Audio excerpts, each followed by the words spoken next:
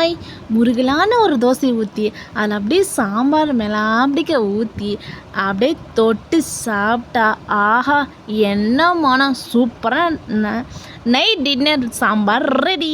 வாங்க எப்படி செய்கிறதுன்னு பார்க்கலாம். அதுக்கு நான் ஒரு கப்பு பருப்பு எடுத்துருக்கேங்க. அதுக்கு வந்து பீக்கங்காய் எடுத்து ஒரு காயை நல்லா தோலெல்லாம் சேர்த்துட்டு குட்டி குட்டி பீசஸாக கட் பண்ணி நான் சேர்த்துக்கிட்டேன். கொஞ்சம் மஞ்சத்தூளும் அதுக்கப்புறம் சால்ட்டும் சேர்த்துட்டு நல்லா விசில் விட்டு ஒரு 3 விசில் விட்டு எடுத்துக்கலாங்க. நல்லா குழஞ்சி வேகட்டும். அதுக்கு வந்து பார்த்திங்கன்னா 2 மீடியம் சைஸ் தக்காளி, 20 சின்ன வெங்காயம், காஞ்ச மிளகா தான் எடுத்திருக்கேன், கருவேப்பிலை கொத்தமல்லி எடுத்திருக்கேன். சரி ஓகே, ஒரு வானல் வச்சாச்சு. அதில் கொஞ்சம் கடுகு சேர்த்தாச்சு.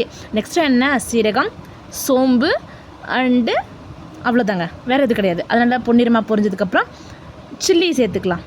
காஞ்ச மிளகாயும் கருவேப்பிலையும் சேர்த்துட்டு நெக்ஸ்ட்டு வந்து நம்ம ஆனியன், நான் வந்து முழுசாகவே சேர்த்துக்கிறேன், கட் பண்ணி சேர்க்கல. நாட்டு வெங்காயம், நீங்கள் வந்து பெரிய வெங்காயம் வந்தால் கட் பண்ணி சேர்த்துக்கோங்க. அடுத்து வந்து தக்காளியும் சேர்த்துட்டு அதுலேயும் கொஞ்சம் உப்பு போட்டுட்டு லேசாக மஞ்சள் தூளும் போட்டுட்டு நல்லா வணங்குற வரைக்கும் நல்லா கிண்டி எடுத்துக்கலாங்க. இது இப்போ நல்லா வணங்கிடுச்சு. இது வந்து ஒரு 1/4 லிட்டர் அளவுக்கு தண்ணியும் ஊற்றிக்கலாம். இது ஒரு 2 மினிட்ஸ் அளவுக்கு கொதிக்கட்டுங்க. எந்த மசாலாவும் சேர்க்க தேவையில்லை, எந்த காரப்பொடியும் சேர்க்க தேவையில்லை. லாஸ்ட்டாக ஒரு ட்விஸ்ட் இருக்குது, அதை மட்டும் நான் உங்களுக்கு சொல்கிறேன். இப்போ வந்து நம்ம பருப்பு கடைஞ்சி வச்சுருக்கோம் இல்லைங்களா, வேக வச்சது, அதை கடைஞ்சி அதை சேர்த்துட்டு தேவையான தண்ணி வேணும்னா நம்ம ஊற்றிக்கலாம். இது வந்து பீக்கங்காய் சாம்பார் இட்லி தோசைக்கு தாங்க செம்மையாக இருக்கும். நெக்ஸ்ட் வந்து பார்த்திங்கன்னா நான் சொன்ன சீக்ரெட் பவுடர் வந்து இதுதான், கொத்தமல்லி தூள்.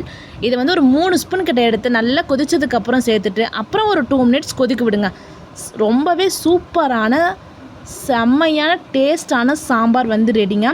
ஃபைனலி கருவேப்பிலை கொத்தமல்லி போட்டு எடுத்துட்டா சாப்பிட்டா ஆஹா ஓஹோ செம்ம டேஸ்ட்.